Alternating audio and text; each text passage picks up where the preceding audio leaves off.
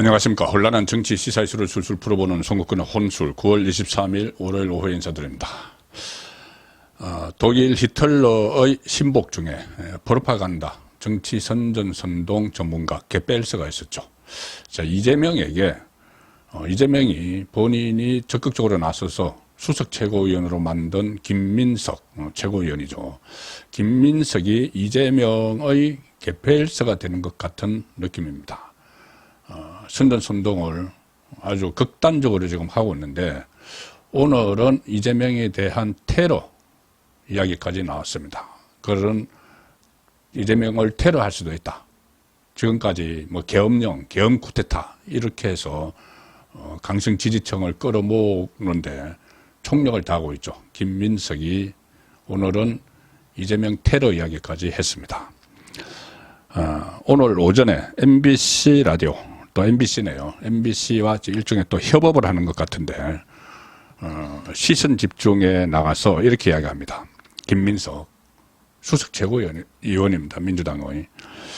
내가 최근 사실은 정권 교체 초입에 들어섰다라고 말을 했는데, 이제 그 정권 교체 초입에 들어섰다고 본인이 이제 그렇게 이야기했는데, 정부와 검찰에서 그 상황을 막기 위해서, 그러니까 정권 교체를 막기 위해서, 지금 정권 교체 이야기가 하는 건 탄핵 이야기하는 겁니다. 탄핵을 해서 정권 교체를 하겠다는 거죠. 정부와 검찰이 그 상황을 막기 위해서 쿠데타적 계엄이나 테러 같은 것들의 유혹을 느끼고 있다. 이렇게 판단을 하고 있다. 윤석열 정부 이제 탄핵 위험을 느낀 이 정부, 윤석열 정부, 그리고 검찰이 이 탄핵을 막기 위해서 쿠데타적 계엄을 선포를 하거나 아니면은 테러 같은 것들의 유혹을 느끼고 있다. 그 자기는 판단한다. 무슨 테러일까요? 사회자가 묻습니다. MBC 라디오 사회자가. 테러는 무엇을 뜻하는 말이냐? 이렇게 물으니까 김민석이 결국은 정권 교체를 막는 가장 좋은 방법은 정권 교체의 주자가 될 이재명 대표를 포함한, 이렇게 이야기합니다. 윤석열 정부 입장에서 정권 교체를 막는, 그러니까 탄핵을 막는 가장 좋은 방법은 정권 교체의 주자가 될, 다음 대통령이 될 김민석이 말입니다. 이재명 대표를 포함한 사람이 테러를 당할 수가 있다. 진행자가 다시 묻습니다. 구체적으로 그럼 이재명 대표에 대한 테러를 말하는 것이냐? 이렇게 물으니 김민석이 질문 내용을 포함한, 이재명을 포함한 그런 정치 테러다. 그러면서 뭐라고 하느냐면 이미 그런 것이 존재를 했었다. 그 부산 그 피습 사건을 이야기를 하는 것이겠죠. 그런데 그걸 이제 정치 테러에 포함시킵니다. 이미 그런 정치 테러가 존재했었고, 그렇기 때문에 여러 가지 정황을 따져봤을 때 있을 수 있는 것 아닌가? 있을 수 있다. 이재명에 대한 테러. 그러니까 윤석열 정권이 이재명을 테러를 해서 탄핵을 못하도록 시도를 할 수도 있다는 것이 본인의 판단이라는 이야기입니다. 이렇게도 말합니다. 김민석. 윤석열 정권을 이재명 정권으로 교체하는 국민의 명령을 실현하는 데 있어서 계엄이나 또는 테러 이런 것들을 막아내지 못해선 그런 정권 교체 같은 것들을 실현하지 못한다면 우리가 죄를 짓게 되는 것이다.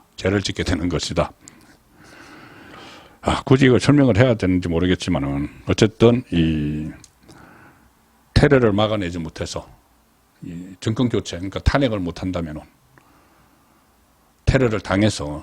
이재명이 테러를 당해서 탄핵을 못한다면은 그것은 우리가 지지층에게 죄를 짓는 거다. 이재명 테러, 이 테러를 어떤 수준의 테러를 이야기하는지 여기서 지금 나오고 있습니다. 계엄이나 테러 이런 것을 막아내지 못해서 정권 교체를 실현하지 못한다. 아주 섬뜩한 이야기입니다. 더 이상은 제가 그 해석을 하기가 그렇기 때문에 이 정도 말씀드리는데 섬뜩한 이야기를 지금 하고 있습니다.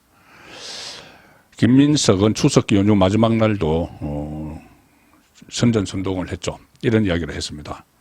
현재는 국민의 분노가 임계점에 달했다. 심리적 정권 교체가 시작된 초입 국면이다. 자, 이렇게 선동을 하고 추석 연휴 앞두고 윤석열 정부 계엄령 의혹을 계속 불을 붙이고 있죠.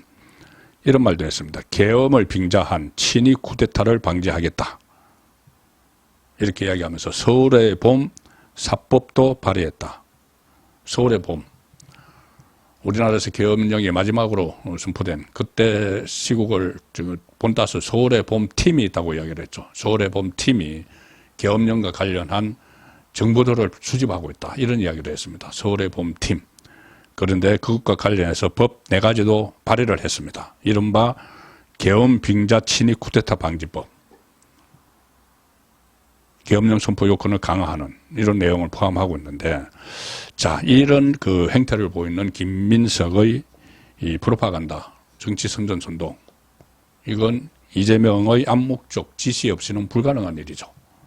이재명에 대한 테러, 극단적 테러까지 이야기를 하는 이 상황인데 암묵적인 지시가 있어야지 이런 말을 할 수가 있는 겁니다. 실제로 이재명은 지난주에 징역 2년형 구형을 받고 나서 완전 초비상사태에 들어가 있죠. 또 일주일 후 다음 주 월요일에는 더 큰, 더 센 구형이 떨어집니다. 위정교사 혐의 구형이죠. 자, 이렇게 되니 이재명이 1심 선고 이제 1월 15일 날 잡혔고, 위정교사도 아마 1월 초쯤이나 10월 말이나 1월 초에 잡힐 가능성이 높은데, 1심 선고가 나오면은 본인이 정치적으로 손절될 것을 너무나 잘 알기 때문에 다양한 방법으로 협박도 하고 선전도 하고 선동도 하고 있는 상황에서 지금 김민석의 발언이 나온 겁니다. 이재명은 지금 판검사들을 협박하기 위해서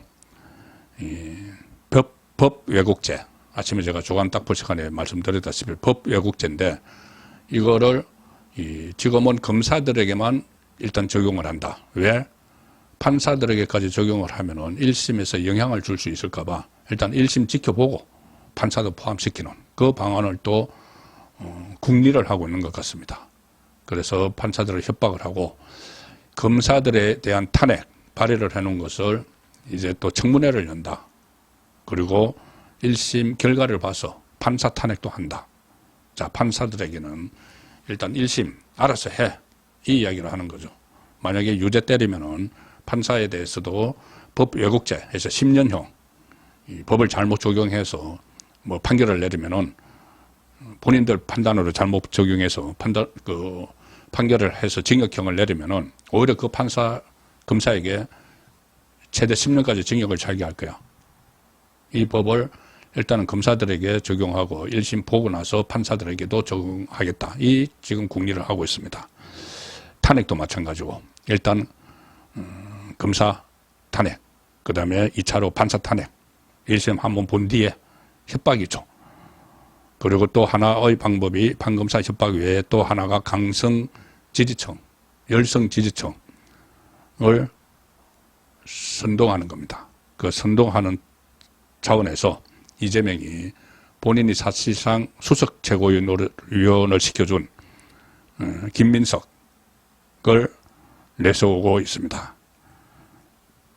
오늘은 이재명 테러설까지 꺼집어내서 공포심을 좀 확산시키는, 자, 이런 상황인데, 국민의힘 지금 제대로 여기 대응을 하고 있는지 여전히 의문입니다. 내일 용산에서 윤석열 대통령과 국민의힘 지도부가 만찬을 하는데, 거기서 이런 부분에 대해서 정말 심각성을 느끼고 위기의식을 공유를 하면서 대책을 살펴볼 때가 아닌가 싶습니다. 송국근의 혼술이었습니다.